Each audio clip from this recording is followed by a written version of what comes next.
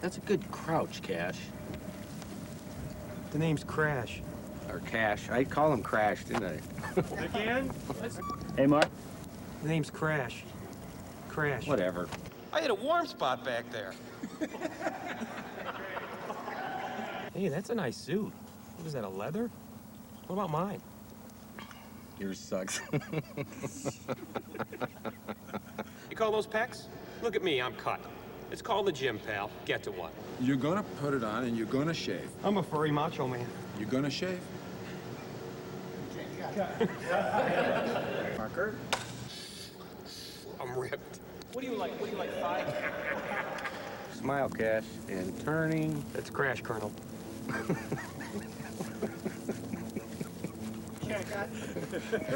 What do you do about prunage? Hey, supervisor, boss around. I'm not gonna put it on. You're gonna put the suit on. No, I'm not, Sir Swim-a-Lot. You're nuts. This is nuts. Woo! Mark. This is nuts. You're nuts.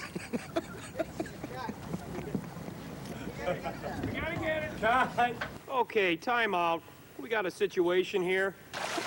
Ow! Where was the flip call? I needed a flip call. I'm in a zone. I was in a zone. Pavement in your butt? Yeah. I just had a cheese sandwich. I'm all cramped up. What kind of cheese? Come on, shake it off. Stop. Hey, guys, give him a little air. He's got gas. Give me the air. That's not chlorine I smell. Okay, it's a go for Bandicoot. Full throttle up.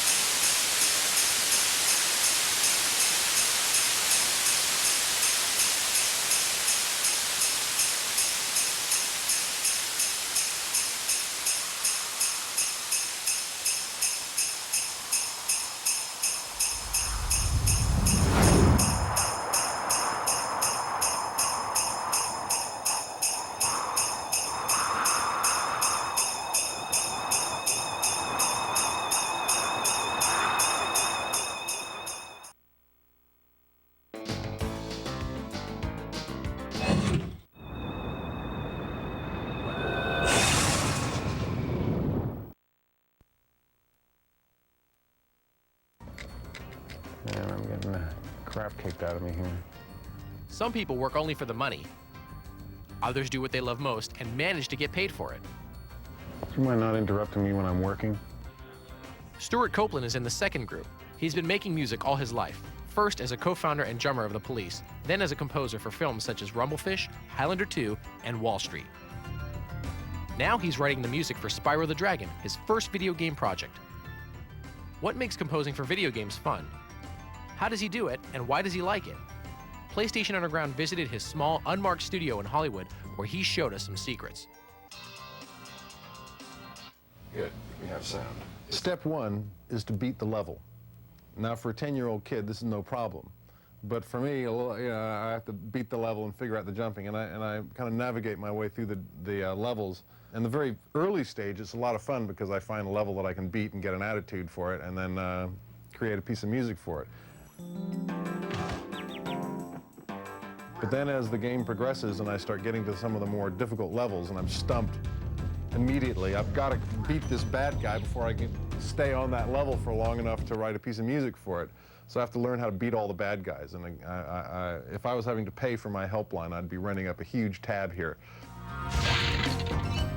So then once I'm on the level and I've got a general attitude for the game, I have to, within the atmosphere of that level, have a lot of different changes happen, but stay kind of in the atmosphere. Then I go back and I look for how to make those inner complexities more complex and to have deeper sublayers and things that don't really hit you the first time, but hit you the 16th time so that it can survive repeated listenings. Roll some of the crevulation off it there. Give it about 60 feet. Well, let me start something. Let me write something for you. Okay, well, I'm going to do something which is a trade secret here, but I have input quantized, which means that I can play it very badly and it comes back played very nicely.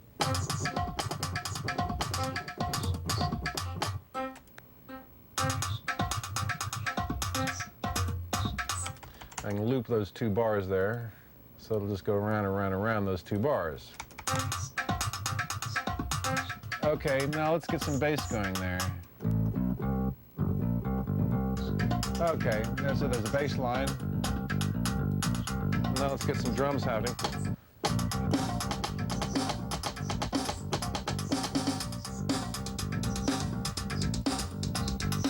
Okay, now let's get some heavy metal going here. Okay.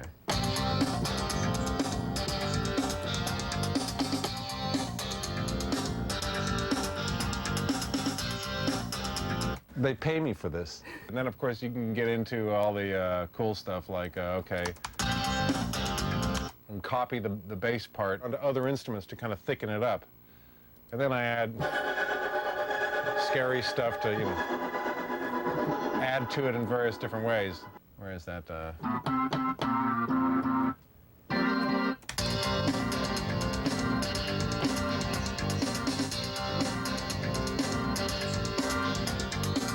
Now, this is really where I'm giving away the trade secrets. This is where Mozart would be jumping out of his grave and saying, I want to live in this century, where I transpose that part from there up to there, and it plays that same piece of music.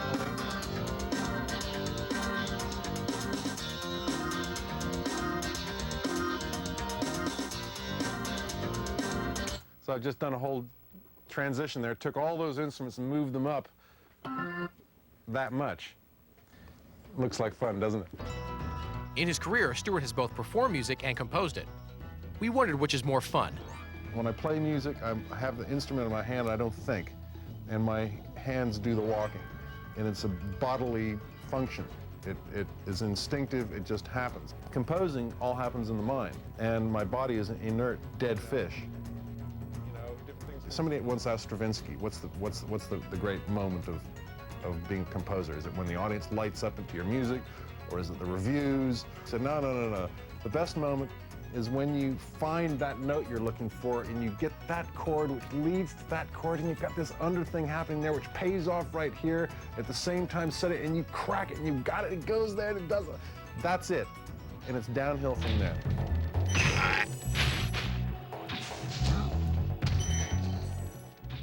What's it like to compose for the PlayStation? The Sony PlayStation has room for high-quality music that has full bandwidth. It's the same as you get from a CD, whereas the other platforms has very thin bandwidth. And the thinness of the bandwidth puts an imposition on the composer where he has to create sounds that'll fit within that. On these CD-ROM games, there's so much space. I don't have to worry. I can load up full symphonic sounds there. In fact, I have. In this game, I've got whole orchestra sounds that I recorded in Utah.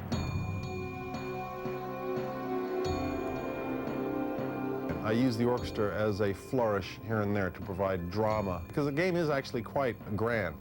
He's flying through castles, and there's a big sky, and it's a very open, expansive feeling, which is where the orchestra comes in. But for the energy and for the jeopardy, I've got raging rock guitars and drums and pounding rhythms. Any kind of art is about creation of tension and resolution.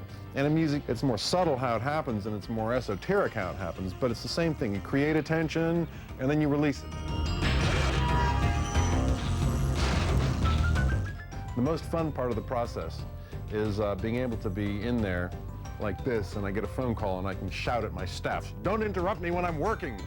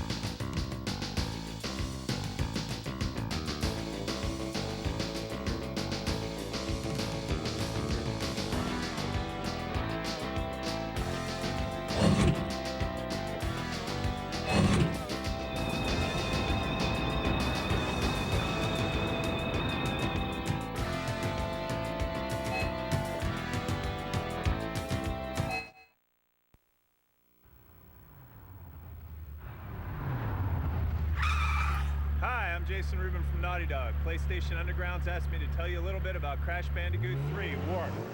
I wanted to be sure that we preserved the classic intuitive gameplay that has made the Crash series so successful.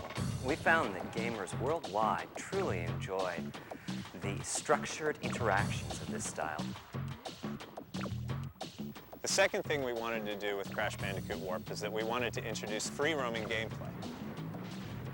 To add excitement, we've created some radically new styles of levels.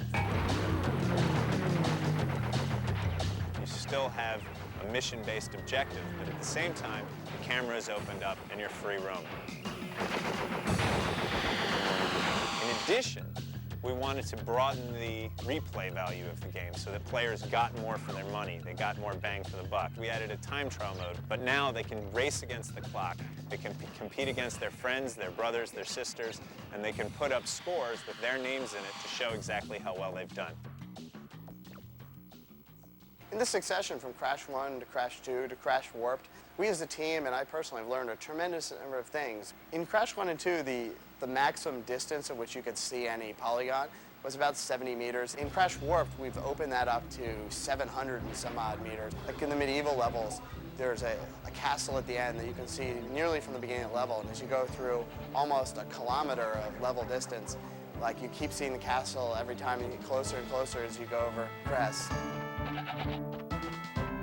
Because we've been able to achieve things that just haven't been seen before on the PlayStation. One of the accomplishments that we did in Crash Bandicoot Cortex Strikes Back is we had Crash be able to wade into water and to subdivide perfectly in the water, which is something that had really not been seen before on the PlayStation.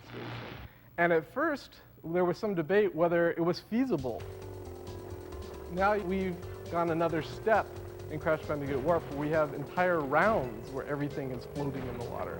We have environment mapping against waves, and the waves are moving in a very realistic ocean pattern, but you can see the reflections of the world in the waves, which gives a very, very realistic effect. I think most people, including ourselves, until this project, thought it was not possible to pull off that many things, that much subdivision in a level, that you just would not have the speed to do something like that. I think the way we pulled it off was with perseverance and with trying things and just keep working at it and working at it and working at it until we were able to get within the frame rate that we wanted. We've learned a tremendous amount about gameplay. Making a new mechanic and trying to make it play well and work with Jason's animation for the character, because it all has to integrate together. Crash is like driving along on the motorcycle, and he turns, he's got to bring the motorcycle down, put his knee on the ground like the way a real motorcycle rider does. And so there's a real interaction between the gameplay programming, controlling the feel of that motorcycle, and the animation. And that's probably one of the most important programming things. If the game doesn't feel good, if it's clunky, then it's not fun. When we approach a level, this is an example, this is Arabian level M. It's basically somewhere about 2/3 of the way into the game. We think in terms of the player's abilities at that point, and we also think in terms of the character's abilities. One of the things we wanted to do was bounce on tarps, because bouncing is a fun mechanic. Kids love to bounce on beds, and it's just always fun to do. We decided to do something that hadn't been done before. In Crash 2, all the enemies on the hang section you had to avoid. You couldn't specifically attack any particular enemy. In this game, Crash will actually get to fight enemies while hanging. Our biggest challenge has been how to add more depth and excitement. I've always been proud of how Crash's moves need to be used in combination. The new moves, of course, are great. Well, we've got a bunch of power-ups that you gain across the game as you play. And what's really nice about that is basically the character grows as you're playing. Crash Warped has combinations like the slide, double jump, death tornado, which add greatly to the depth of the gameplay. At first, they'll just jump on an enemy, but after they get good at the combo, now they'll slide, jump, jump, and hover and come down on them at a much more aggressive style. The deaths are an important part of this game, as we learned in 2, is that people, if they die and there's something funny that happens at the end of it, it sort of softens the blow of taking a hit. We have the game designers come up with their wacky ideas of what we should do, and we have the artists coming up with their additions of what would look cool with that idea or what would be best suited for that idea. Well, we start out with just a rough vignettes just to get the feel of which direction we should go. And then once we see that we're in the right environment, so we go straight to the line art. And the line art is a more finished artwork that leads eventually to being a color key, which has the actual palette of that level. So that way we can take different elements of the warped background and go to the computer and start modeling and start making textures and start applying lighting and coloring and things like that. Or I can also do a lot of palette shifts. And if, for example, I can take the daytime and I can make a nighttime version of it rather quickly. There have been a lot of really proud moments for Naughty Dog in the Crash series, but I think maybe the proudest moment has been seeing the culmination of technical achievements and artistic achievements that came together with some of our water levels in Crash Bandicoot Warped. Our ocean level is just beautiful. I think we have a gameplay style that is truly new and truly unique. And I think that it's extremely fun, and on top of that, technically, it's an extremely hard achievement. Well, you've crashed a few parties before, but I never expected you to make it this far. Now, I have to lay down a challenge to the PlayStation Underground viewers. I've heard that you're some of the best video game players, some of the best PlayStation players out there. And I want to see if that's actually true. The Naughty Dogs, all of the Sony testers, our Sony producers, as well as Mark Cerny, have been playing our time trial mode, and you'll be able to find in the credits of the game what all of our best times were. You don't turn back. I will inflict 1,000 years of suffering on you and the entire universe! And the challenge is, can you actually beat that time? And I have to say, within that group of people, there are some darn good players, so it's going to be quite a challenge. So the challenge is out to you now.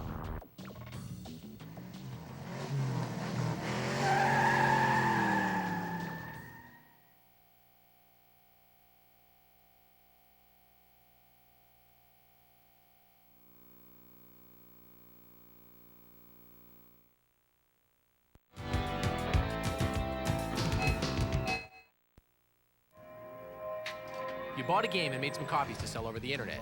Now U.S. Marshals and the IDSA are standing outside your door. It's a good time to learn a few facts about software piracy. Recently, the Interactive Digital Software Association raided a New York City apartment where the occupant was allegedly selling illegal backup copies of PlayStation games over the internet. We've got an order from Judge. Because fines are as large as $1 million for each trademark violation, he's facing several $1 million in damages. It's also a temporary restraining order, complaint declaration. These are 20 websites like this have already been shut down, and that's just the beginning. An official of the Interactive Digital Software Association, who wanted to remain anonymous because of her anti-piracy work, explained, "The problem of piracy is growing exponentially every day. Technology is making it easier, but just because it's easier doesn't mean it's any more legal. Making a copy of a PlayStation game without permission is absolutely illegal." I was using these as backups for people who own the original copies. I mean, I had no aware that, because I read, I had a disclaimer and everything. We saw the disclaimer, but the law doesn't work that way. The question of this is a backup copy, that's a net myth. A backup copy that you buy off the internet because you don't want to buy the original is absolutely illegal. You people who make or buy illegal copies think about who's really getting hurt. One group is gamers like yourself who put in 12 to 16-hour days for a year or two to develop a game at a cost of over $1 million. Marketing that game could add millions more. Because making a game is so expensive, it's risky for developers to take chances. That's how piracy weakens the development community. This year, illegal copies will keep an estimated $3.2 billion in revenue from reaching the people who create and distribute the games. That money would help developers start many more projects, take bigger risks, and experiment with more specialized and unusual games. So who does piracy hurt the most? Ultimately, all gamers and the quality of the video games themselves. Here's how the game community is striking back. The FBI has started to take some very serious actions against pirates online, not just for copyright and trademark infringements, but other things like consumer fraud. U.S. Customs officials have begun to do seizures of products of entertainment software coming into the United States. The largest such raid that we have experienced in the last few months occurred in Miami, where they seized 54,000 illegal PlayStation discs. The seizure in Miami is just a tip of the iceberg. Game developers would like your help in keeping the quality of future games high. They point out that many people who don't feel bad about making and using illegal copies would feel terrible if they had to steal a game from a store. Ironically, it's the same thing. For a detailed look at how piracy hurts video games and what you can do to help stop it, visit www.idsa.com.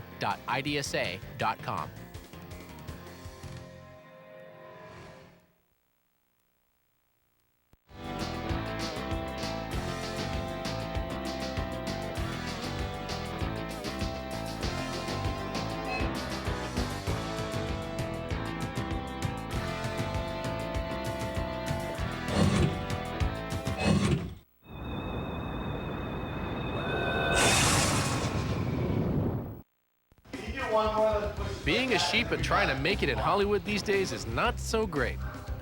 PlayStation Underground is taking you onto the set of the latest Spyro TV commercial to see how things are done. We're asking an important question. Are real sheep in today's Hollywood getting fleeced? Does that look like the face of a happy actor? He's nicknamed Toasty because Spyro breathes fire at sheep. If you do it right, it's one more. If you do it wrong, it's multiple. Sheep in today's world are having a PR crisis. Wherever they go, they're the butt of jokes. It'd be nice, or I'll let the whole crew have their way with you. How can a real sheep compete for roles against the likes of this? It's an animatronic head that was used for close-ups. 21 servo motors make it move, guided by several remote controls. The skull is fiberglass and aluminum. The skin is foam latex. 14 specialists worked 3 weeks to build it, including a sculptor, mold maker, mechanic, and lab and hair technicians. Genghis, come! Imagine being a sheep and having to share a trailer with a co-star named Genghis. Around Hollywood, whatever Genghis wants, Genghis gets. Who thought up the Spyro commercial?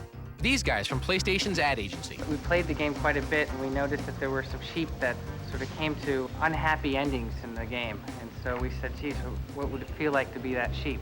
And that's basically where the idea came from. Why did they use animatronics for sheep instead of computer graphics? I think it helps it stand out. The video games are all CG, actually bringing our sheep to life with animatronic, it seems to bring the character, more character. That's it from the Spyro set, where the men are men and the sheep are animatronic?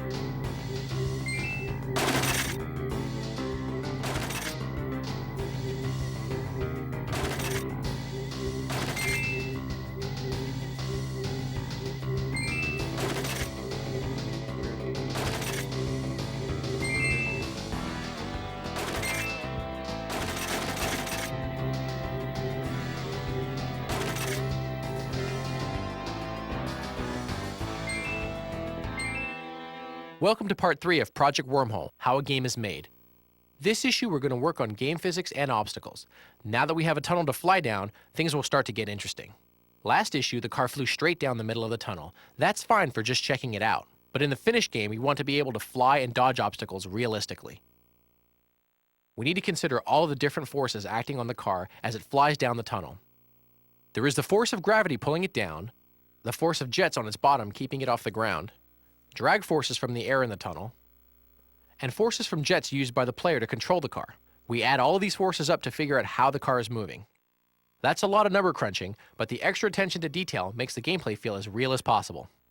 Let's draw obstacles. They're made just like we made the car in part 1. We've already done most of the work for this. The tricky part is knowing when we've run into something. It's too slow to look at every polygon and every object to see if they've collided, so we create an imaginary box around each object just big enough to contain it. These are called bounding boxes. We can use them to quickly see if two objects have run into each other. Now that the obstacles are floating in front of us, it's time to blow them apart. We'll make a basic weapon as a placeholder. A laser cannon that shoots bolts of energy in a straight line. More weapons will be added later. In the next section, try out some of the things we just built. Then check out the preview of Wormhole Part 4. And don't forget to visit www.playstation.com, where you can join in a discussion of the game at PlayStation Underground online. In Part 4 of Project Wormhole, we'll look into artificial intelligence, or how enemies are plotting to destroy you. We'll also add sound effects. Don't go away, the fun is just beginning.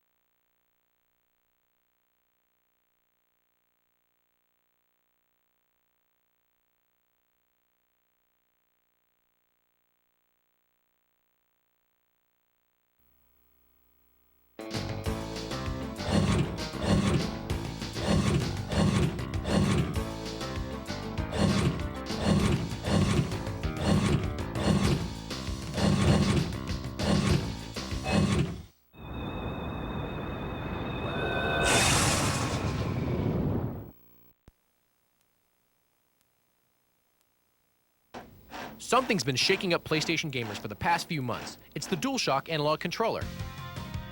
PlayStation Underground couldn't resist the temptation to look under the cover and see how it works. And each handle is an actuator. That's a hardware term for something that actuates or starts something else. In this case, vibration. The weight on the spindle is carefully balanced to run cool when you're playing long and hot. On one side, the weight is small. On the other, a bigger weight spins. Code from the game determines how long and how fast one or both sides turn for different effects. This lets developers do lots of new things. For example, in Gran Turismo, you can drive by feel, not just by sight. If you drive a front-wheel drive car in real life, the steering wheel vibrates because the engine's so close. That's also true in the game. Jump off the line in first in a front-wheel drive car, and the controller shakes from high power and low RPMs. As you shift into higher gears, the engine vibrates less and less until there's almost no vibration. RPMs are high and you speed along smoothly. Brush against something and that side of the controller shakes. Slam into something and both actuators spin hard to give you a big jolt. Because more of your senses are involved, you'll find yourself drawn deeper into the game.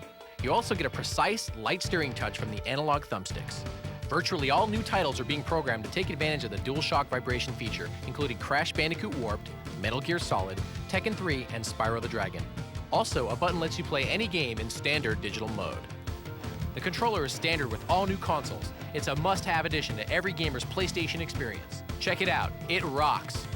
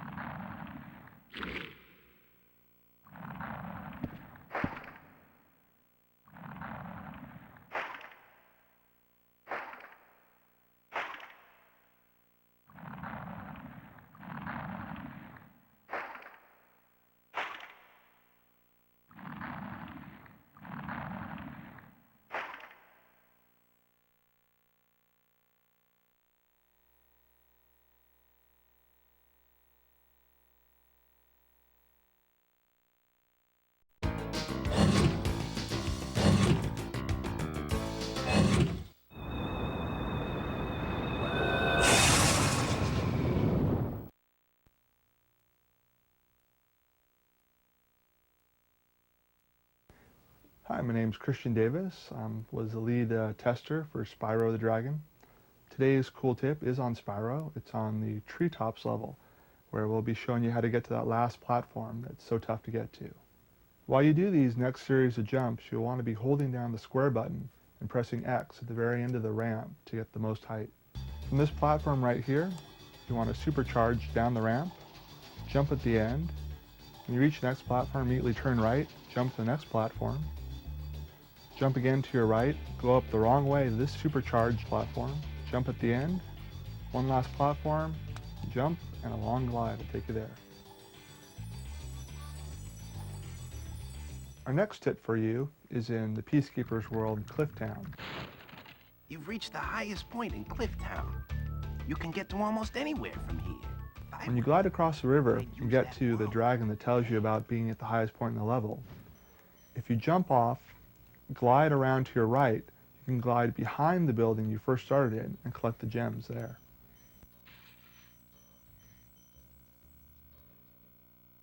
Our next tip for you today is on the Peacekeepers level, sub-level ice caverns.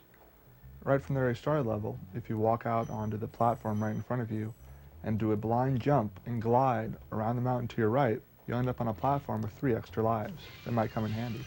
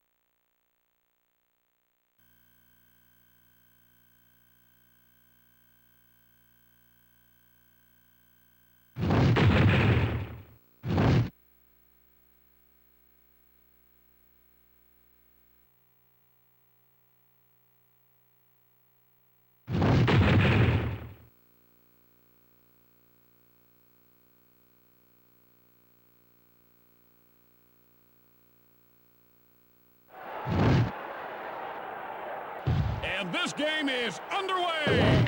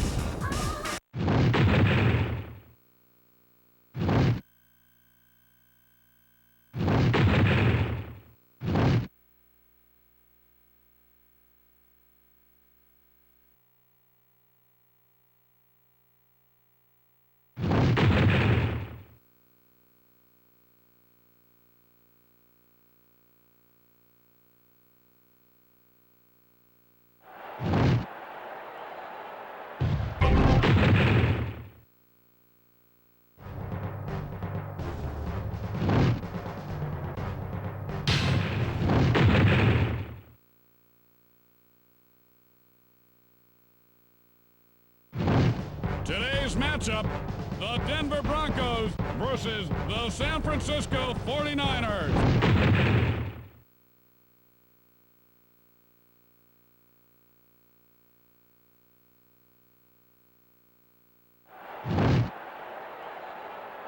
And this game is underway.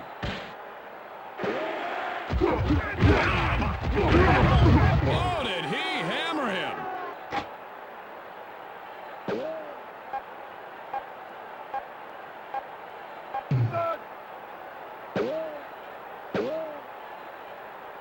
First and 30.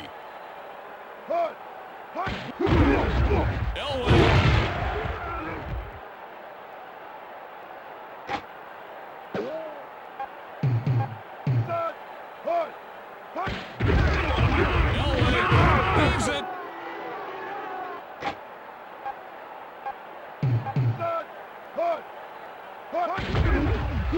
Elway unleashes.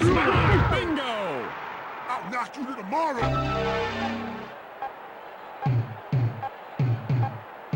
Fourth down. Elway to Davis. Devontae wide.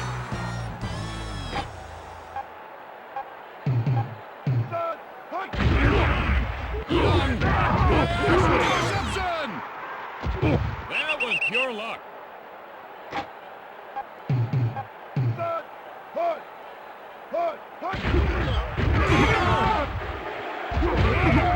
Incomplete pass.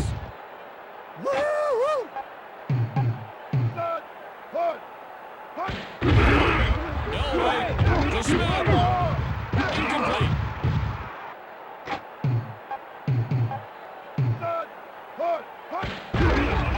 Elway, he's got it in. Bingo.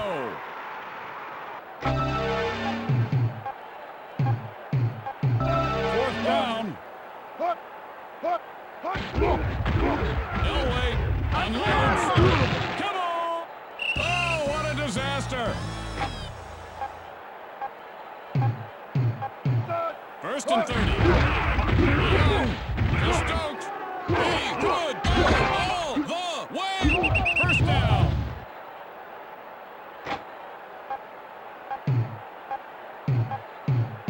First and goal. Touchdown! Tacks on the extra point.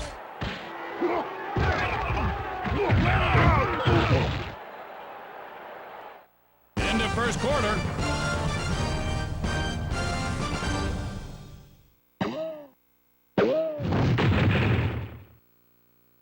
Who called that play?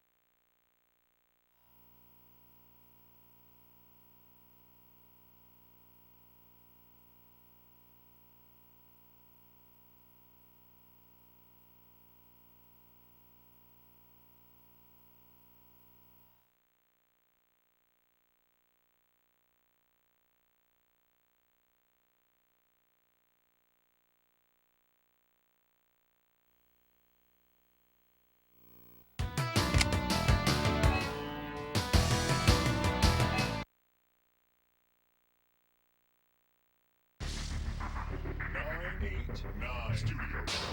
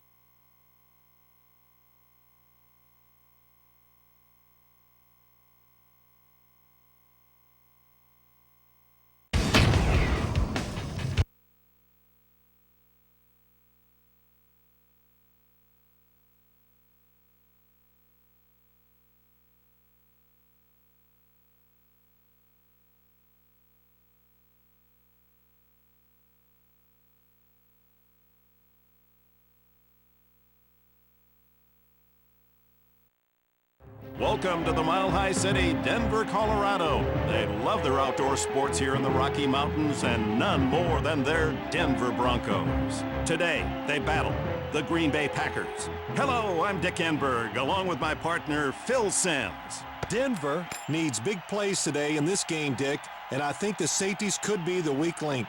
I wouldn't be surprised to see them tested deep and often.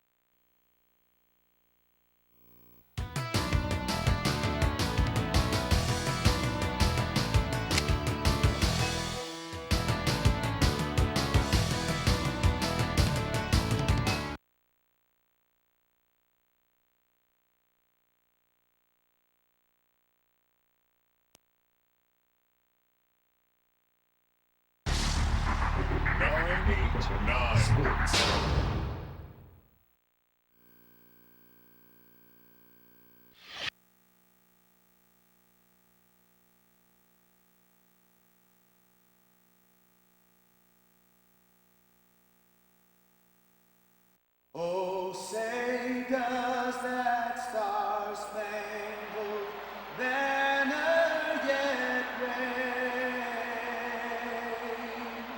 for the land of the free and the home of the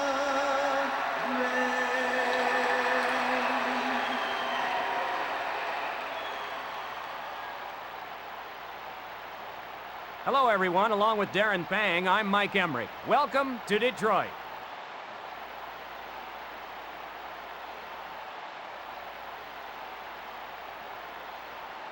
We're ready for tonight's game in Detroit.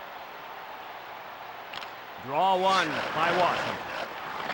Knifed away by McCarty. Feeds it along to Iserman. Hands it to Juno. Finds Oates. Juno controls at the point. Osgood, the save. To Lidstrom.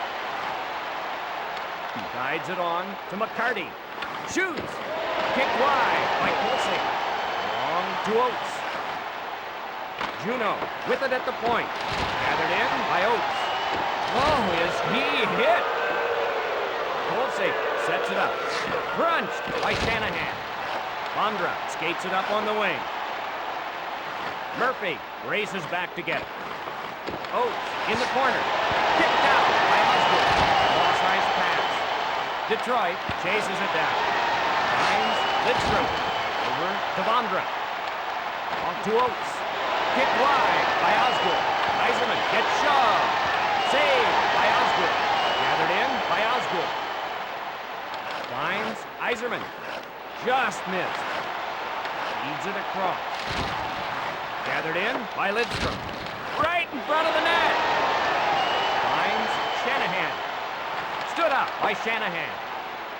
Shanahan starts it the other way. Just out of reach. Guides it on to Oates. Kicked wide by Osgood. In the corner. Tenorti with it at the point. Blocked by Osgood. Wrist shot. Osgood there to make the stop. To Oates. Kicked out by Osgood. Shanahan bringing it ahead. Bondra along the board.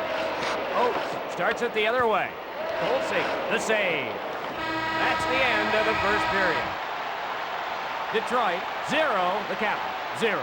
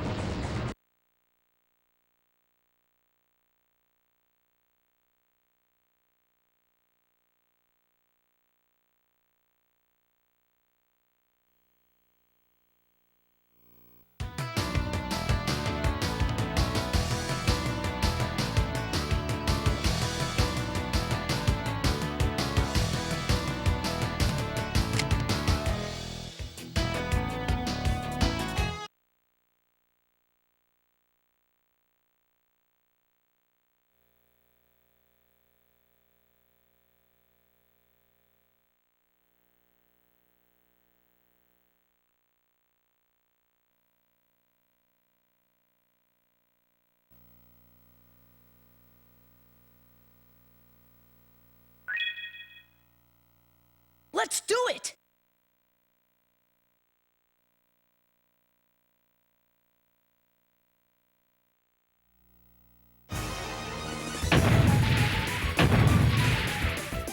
Whoa!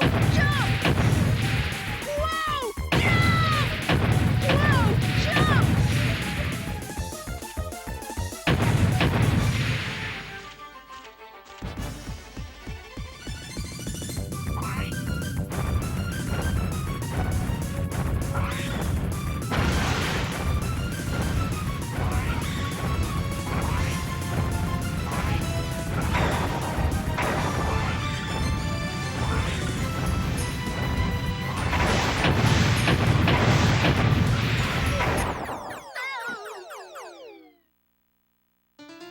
What the?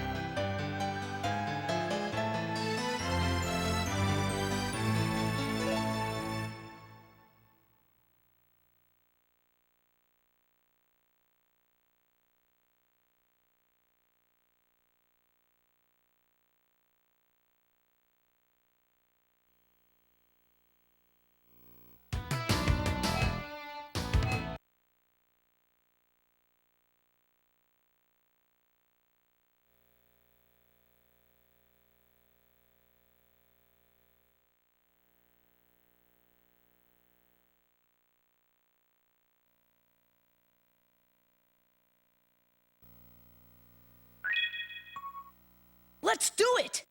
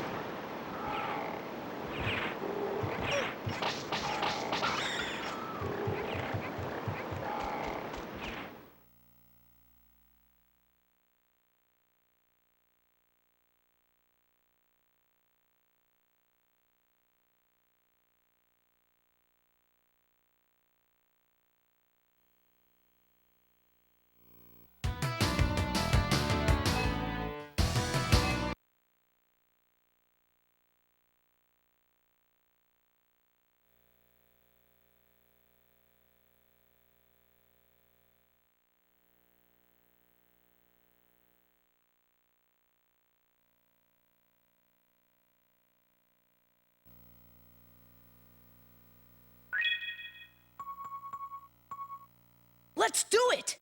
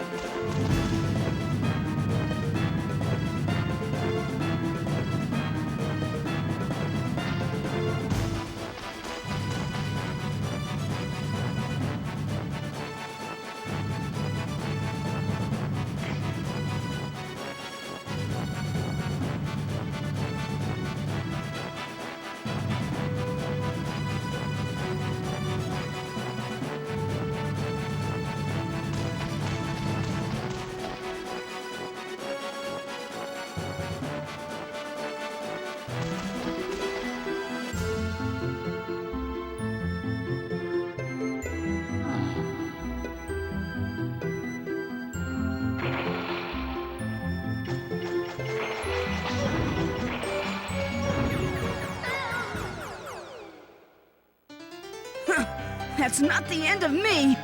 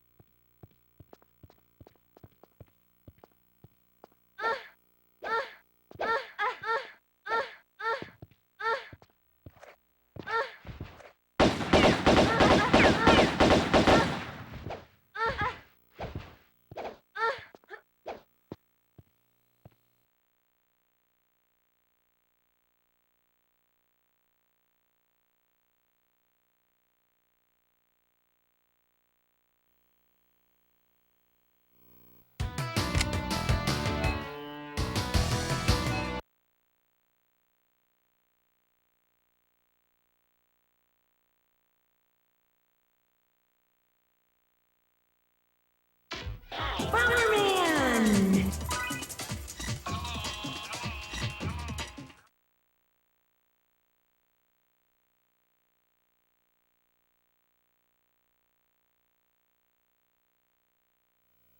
Come on!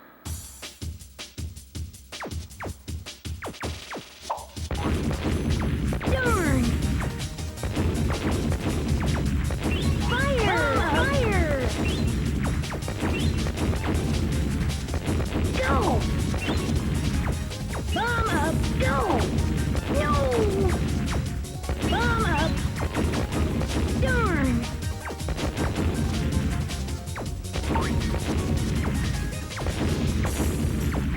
Bomb up! No!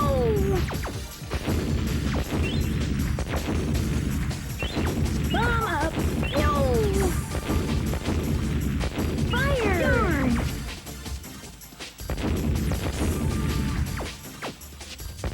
Bomb up! Bomb up!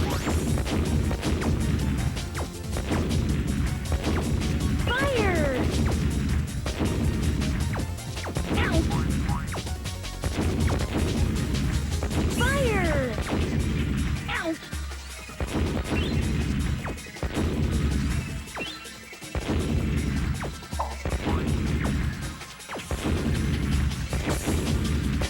Ow!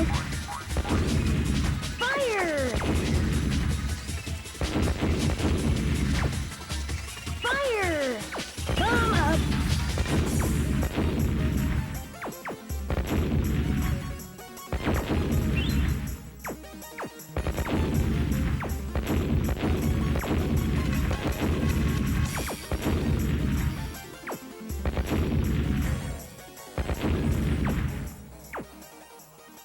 Go!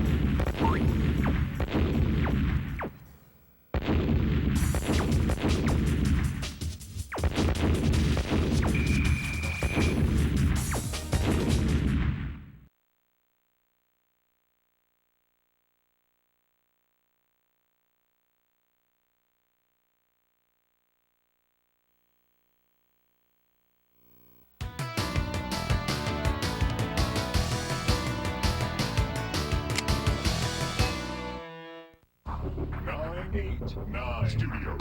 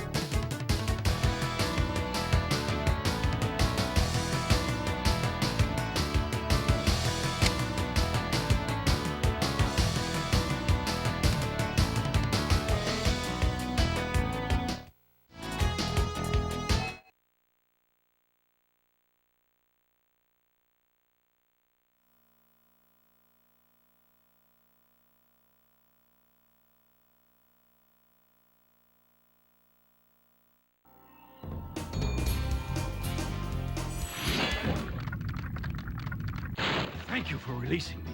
Free the dragons in the artisan world, then seek out the balloonist. He'll transport you to the next world. What about Nasty Norg? That's all I can tell you.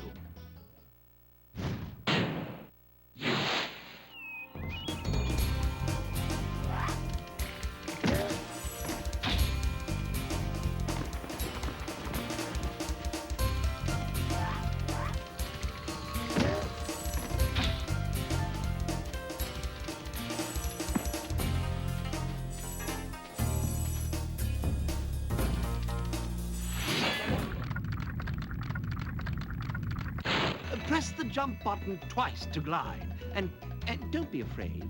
Of what? Falling from high mountain peaks, plummeting into prehistoric glaciers, crashing through... Oh, that.